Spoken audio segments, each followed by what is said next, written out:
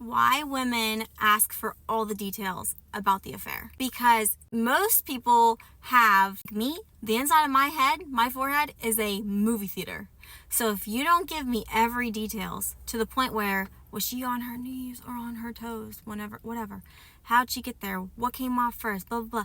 I used to think I needed every single detail because I needed one movie to focus on instead of all the genres and possibilities of what could have happened. Because in your head, as a woman, you think more of like the emotional side too. Like, were they laughing together? That like entanglement, or was it just bing bang boom? When you don't give a woman what happened, she just plays it over and over and over and over again, and we are creative creatures. But what I've learned about that is he's going to lie anyway. So is it really worth asking? It's not. I used to do this through my 20s all the time. I was in a relationship where he was with more women in our relationship than I've ever been with anybody in my life. I got to the point where I was like, all right, let me get my notebook. Tell me what you want to tell me because I need something to focus on and whatever.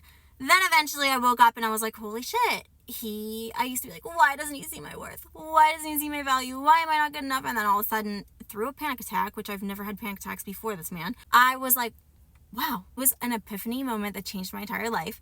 And I was like, wait a minute, I am so valuable. Like, if you want something that's valuable, you work for it. If you don't work for it, you steal it. If you steal it, you don't maintain it because you didn't work for something. I'm like, he can't maintain me because I'm too good for him. He's not going to work for me in this relationship. So that's why he's trying to steal my love and not do what he needs to do to actually have it. And I just felt like, oh wow, like my smack in the forehead moment of my self-worth and everything else, he came back upstairs and I was like, I'm good.